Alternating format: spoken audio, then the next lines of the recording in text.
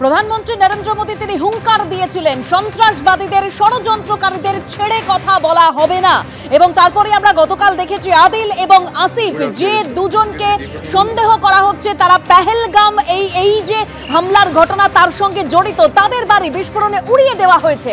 আর এবার দক্ষিণ কাশ্মীরের পুলওয়ামা, কুলগাম ও সোপিয়ানে বিস্ফোরণে উড়ল আরো 3 লস্কর জঙ্গির বাড়ি। এই তিনজনই পেহেলগাঁও হামলার সঙ্গে যুক্ত বলে অনুমান।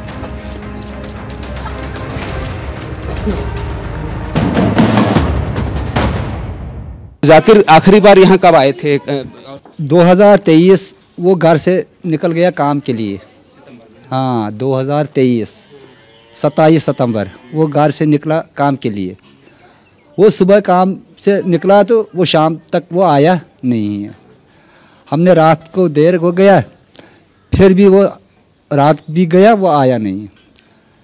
हमने सुबह सोचा वो आया नहीं था, हमने फ़ोन उसको किया तो उसको स्विच ऑफ आता है।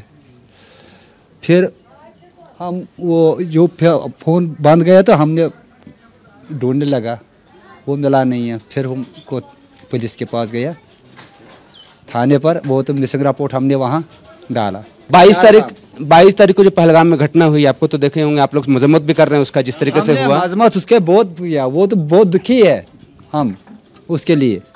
वो हमें क्या, कौन से कितना जाने गया वहाँ, क्या फ़ायदा है, हम वो उसको मजम्मत करता है।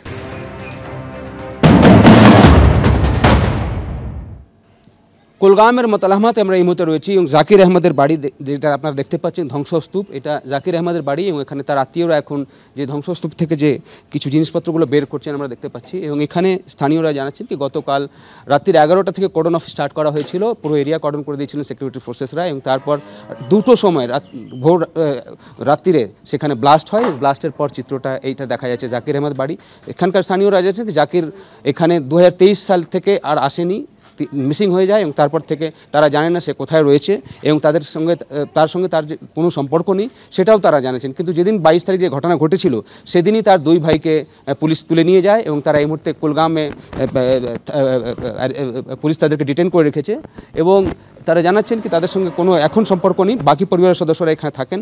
এবং গতকাল যখন কর্ডন অফ করা হয়েছিল, সার্চ অপারেশন এখানে চলছিল, সেই সময় তাদের পরিবারের সদস্যদেরকে এখান থেকে বের করে দেওয়া হয় এবং তারপর এই ব্লাস্ট হয়, যেটা মনে করা হচ্ছে আইইডি দিয়ে এটাকে ব্লাস্ট করানো হয়েছে। এবং দেখা যাচ্ছে কি বাড়ির যে ধ্বংসস্তূপ এখানে এই মুহূর্তে রয়েছে এবং 22 তারিখের ঘটনার পর থেকে যত লস্করের সঙ্গে যুক্ত জঙ্গিরা রয়েছে তাদের বাড়িগুলোতে পুলিশ গেছিল, এটা বোঝা যাচ্ছে। কেন কি 22 তারিখই জাকিরের 2 ভাইকে পুলিশ অ্যারেস্ট করেছে এবং তাদেরকে এখন কুলগামে রাখা হয়েছে, তাদেরকে জিজ্ঞাসাবাদ করা হচ্ছে। অন্যদিকে তার বাড়িতে গতকাল যখন কর্ডন অফ করার পর সার্চ চালাচ্ছিল সিকিউরিটি এজেন্সিরা, সেই সময় 2টো নাগাদ ব্লাস্ট করানো হয় এবং সেই বাড়ির অবস্থা এই মুহূর্তে আমরা দেখতে পাচ্ছি। আশেপাশের বাড়িগুলোতেও ক্ষতি হয়েছে, যেটা জানাচ্ছেন স্থানীয়রা। জাকিরের পাশের যে বাড়িগুলো রয়েছে সেখানেও দেখা যাচ্ছে কিছু কিছু চিহ্ন রয়েছে যেখানে যেহেতু ব্লাস্ট হয়েছিল তারপর তার প্রভাব এই বিল্ডিংগুলোতেও দেখা যাচ্ছে। তবে এই মুহূর্তের যে চিত্রটা আমরা দেখতে পাচ্ছি কুলগামের এই মতলামহাতে জাকির আহমদের বাড়ি, 2023 সাল সেপ্টেম্বর মাস থেকে তাকে তারা জানেন না কোথায় সে গেছে, মিসিং রিপোর্টও তারা করেছিলেন।